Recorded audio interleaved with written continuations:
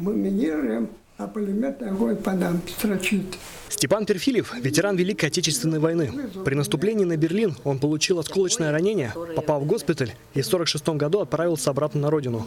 Несмотря на то, что прошел уже 71 год, Степан Сергеевич отчетливо помнит события войны, как будто это было вчера. Подъехали, остановились и начали по нам стрелять.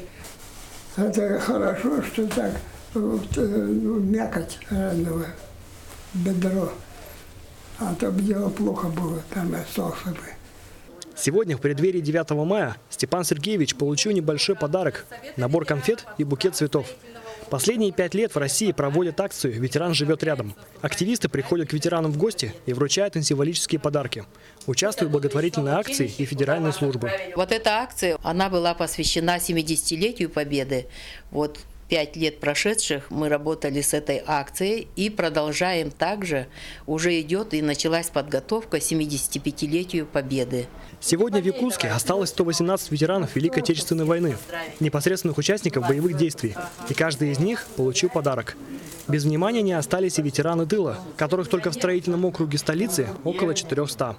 Лев Нетесов, Карл Ларионов, НВК «Саха», Якутск.